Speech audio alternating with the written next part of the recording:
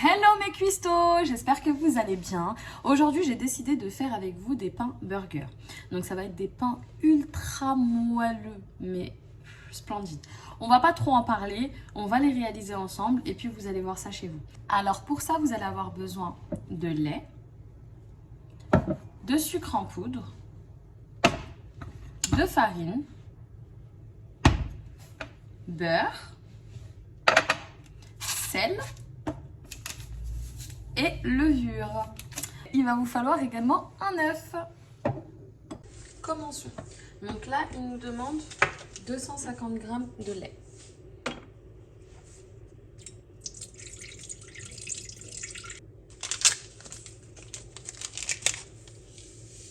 Pour avoir au moins 10 g, j'en mets deux. Vous en mettez deux comme ça. Hop, on va insérer le couvercle. Moi, pendant les 2 minutes, ce que je fais, c'est que je vais mettre 37 degrés. Voilà.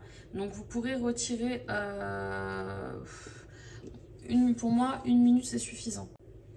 Donc là, on peut insérer le couvercle et le gobelet doseur. Attention à cette étape. Moi, ce que je fais pour aller beaucoup plus vite, je vais mettre 1 minute, 1 minute 10. Et je vais mettre, je ne sais pas si vous voyez bien, voilà. Je vais mettre 37 degrés au niveau de mon Thermomix. Pour ceux qui n'ont pas de Thermomix, ce que je vous conseille, c'est de chauffer le lait pour avoir du coup un lait tiède et ça activera beaucoup plus vite votre levure. Maintenant, on va ajouter 400 g de farine. Donc moi, j'utilise la T45.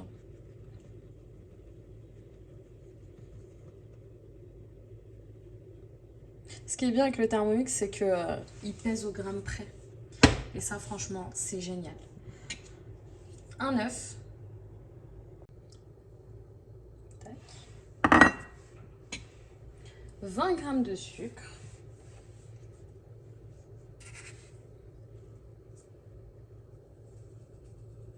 Moi, je mets pas 20 g. Hein. Je vais en mettre voilà, 15 ou 16.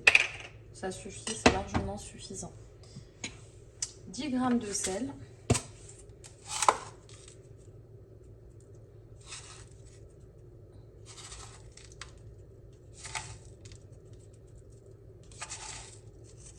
J'en mets 8 généralement. Tac. Et on va insérer à nouveau le couvercle et le gobelet doseur. Donc là, on va pétrir pendant 4 minutes. Donc si vous avez un autre robot, vous pouvez pétrir à la main aussi. Vous essayez de pétrir un maximum pour bien chauffer la pâte. Une fois pétrie, ça donne ça. Vous voyez la pâte comment elle est? Voilà, vous devez avoir une pâte comme ça, bien élastique comme ça là, vous voyez? Là, on va ajouter notre beurre et quand on va ajouter notre beurre, elle sera encore plus molle que là. Et après, on laissera reposer. Donc, maintenant, nous allons mettre 40 g de beurre. Hop. Et on va pétrir à nouveau. Donc, si vous le faites à la main, vous allez, au bout d'un petit moment, dès que vous voyez que la pâte, elle devient à peu près telle que celle-ci, vous allez mettre du beurre, du beurre mou, et vous allez repétrir à la main. Donc, le plus longtemps possible sera mieux. Là, je rajoute encore une fois 4 minutes. Pétrissage terminé. Je vais vous montrer comment la pâte doit être. Voilà. Vous voyez comment elle est la pâte? Je vous montre. Regardez. Et là, on va la laisser reposer 2 heures. Vous voyez? Là, la pâte, elle doit être comme ça. Vous devez avoir une pâte comme ça.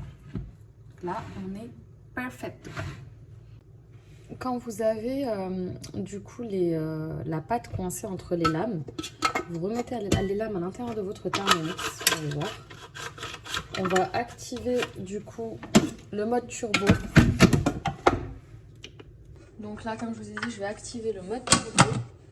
Et ça va me retirer la pâte qui est coincée entre les lames. Tac.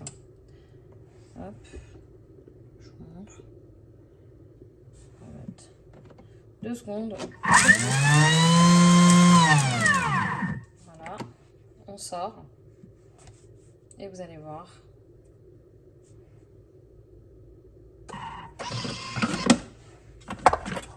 Vous voyez, il retire la pâte d'entre les lames. Ça va très vite. C'est très bien ça.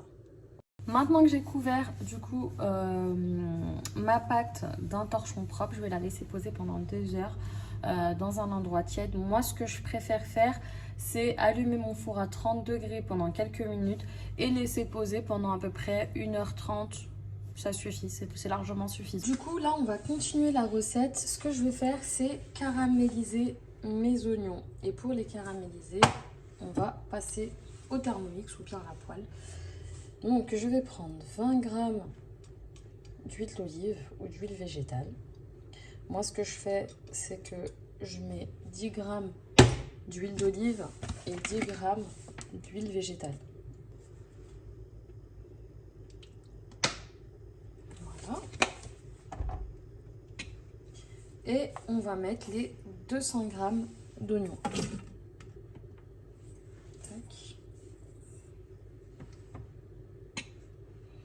On va insérer le couvercle,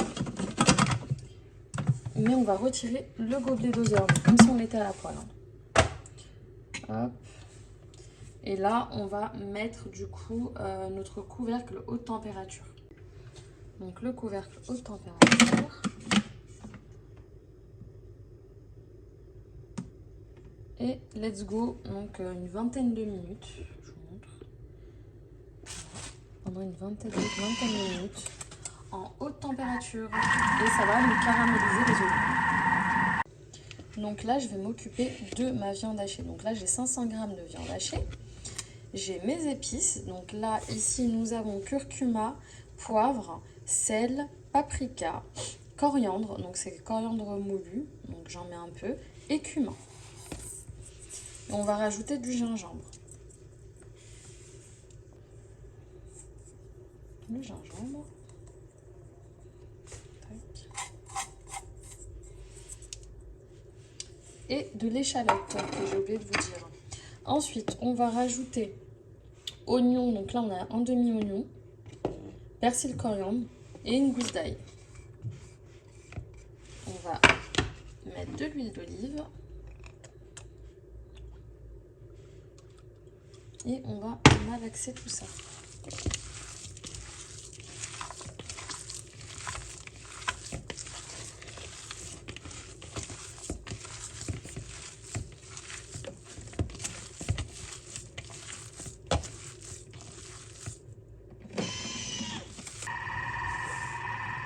Et voilà, on va laisser poser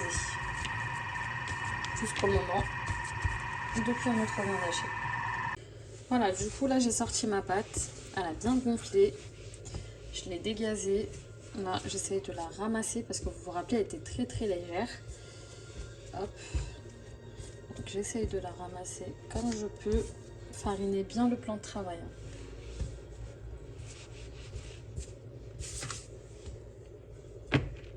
Une fois que vous avez réalisé votre pâton, vous faites des boules de 100 g. Donc voilà, vous mesurez, il faut que ça vous fasse 100 g à peu près à chaque fois.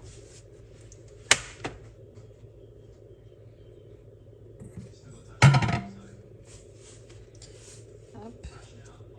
Farinez bien vos mains et vous commencez à faire vos boules.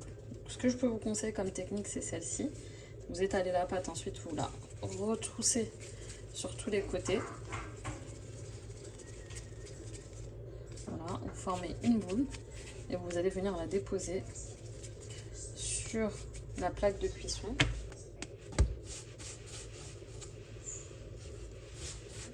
Et voilà.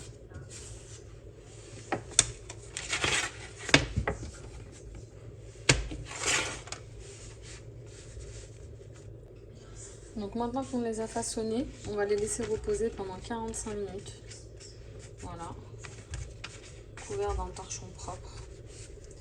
Et ensuite, on va venir les badigeonner de lait et mettre notre sésame ou autre dans le tour. Une fois qu'on a terminé repos, notre temps de pause pour nos burgers, on va venir prendre du lait, du sésame et des graines de pavot. Donc avec tout ça, nous allons pouvoir décorer nos burgers pour qu'ils aient un bel aspect. En attendant, vous allez chauffer votre four à 180 degrés. Voilà, et vous allez badigeonner de lait vos burgers tout doucement.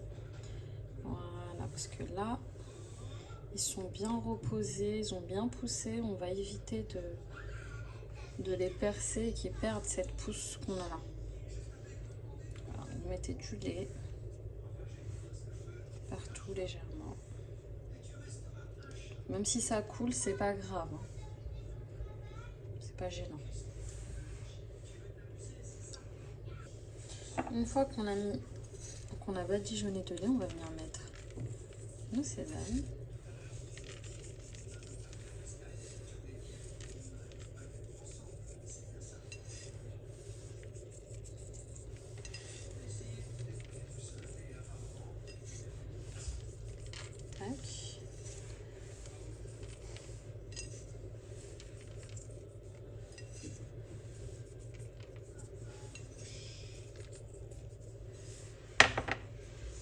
Et nos graines de pavot.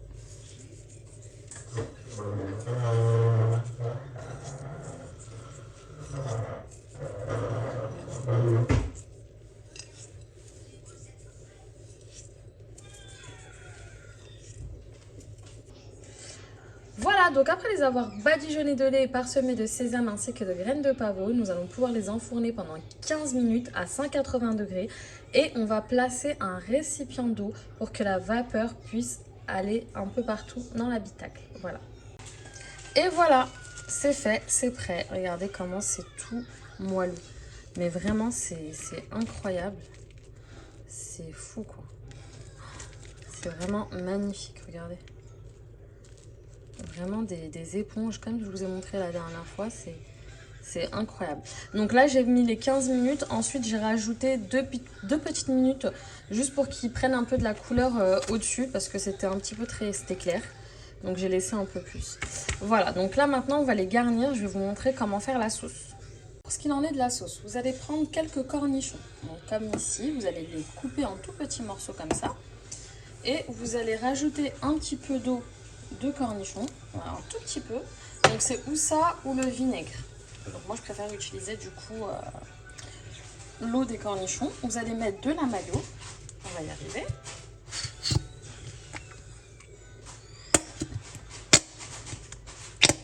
À peu près 4-5 cuillères, ça dépend de la quantité de burger que vous allez faire. Ensuite vous allez ajouter de la moutarde. Donc un peu comme ceci.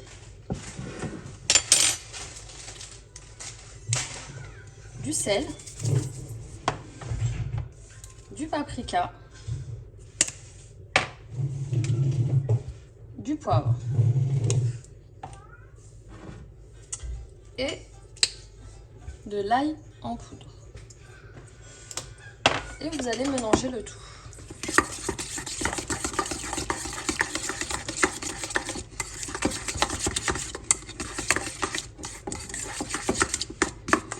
Une petite sauce pour vos burgers. Normalement c'est avec le relish, mais comme j'en ai pas, bon là il y a ma fille qui vient de me mordre. Tu peux arrêter s'il te plaît? Et voilà la petite sauce. Et voilà, maintenant on va passer au dressage. Donc on va cuire notre viande hachée. Et c'est ce qu'on va mettre à l'intérieur. Donc là j'ai choisi tomate. Donc là ça va être de la roquette. Cheddar à la truffe, oignons caramélisés. Donc c'est les oignons qu'on a caramélisés tout à l'heure. On passe maintenant à la viande hachée. Donc, par rapport à la taille de nos burgers, on va essayer de produire une taille telle que les burgers. J'ai mis mes frites maison à cuire également. Donc je vais mettre un peu d'huile d'olive. Et je lance la viande hachée.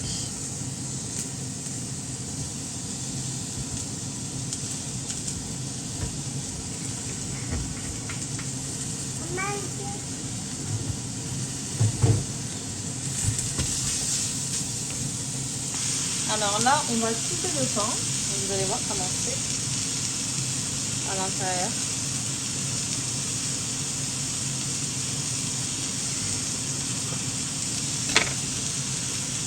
Voilà, regardez. C'est tout moelleux, mais vraiment magnifique.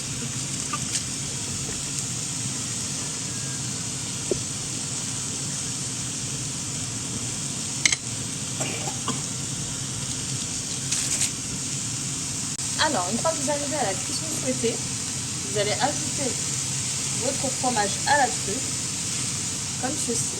Donc c'est ou le fromage à la truffe ou vous utilisez directement de la truffe. Habituellement, je mets de la truffe directement mélangée à mon cheddar. Si vous n'avez pas du cheddar à la truffe, c'est pas obligatoire.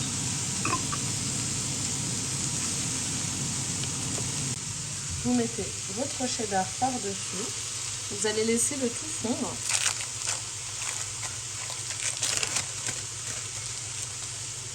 Hop. Vous allez recouvrir pour que ça puisse bien fondre. Si la cuisson est terminée, vous pouvez carrément éteindre et vous laissez fondre. On va s'occuper de mon moment préféré, le dressage de nos burgers. Ça va vite, hein. On va mettre notre petite sauce préparée. Voilà. On va également mettre notre roquette. Hop, je vais la sauce ici. Tac. Ensuite, je vais mettre du cheddar à nouveau, comme ceci. Parce qu'il y en a également sur notre viande. Vous voyez là? Hop, il se prend celui-ci.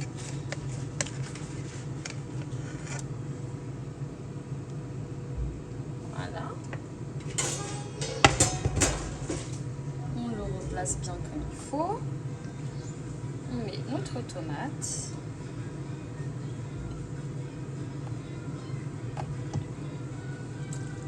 Et on finit avec des oignons caramélisés.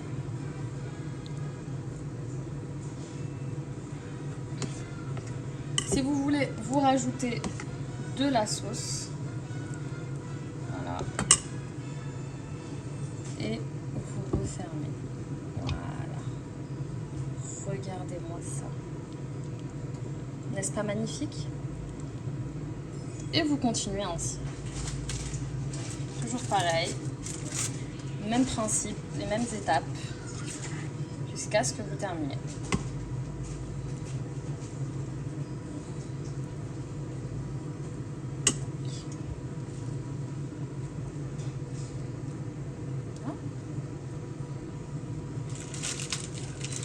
Notre fromage.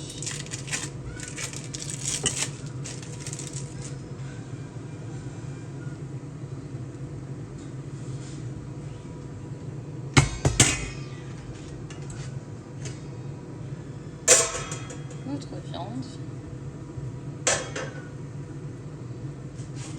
Voilà. Tomate. Oignon.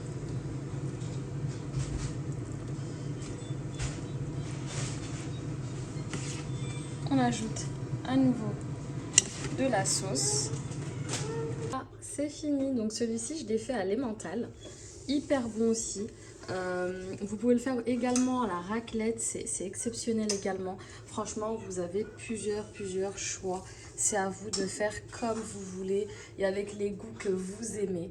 Donc voilà, n'hésitez pas en tout cas à me liker et à me partager. Et je vous dis à très vite pour de nouvelles vidéos. Ciao! Le moment pour moi de goûter. On va voir ce que ça donne, verdict.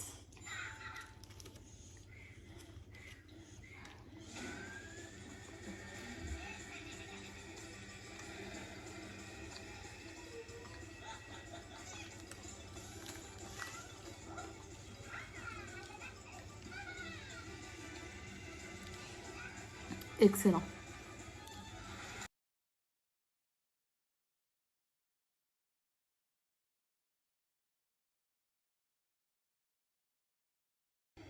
Et abonnez-vous pour plus de recettes.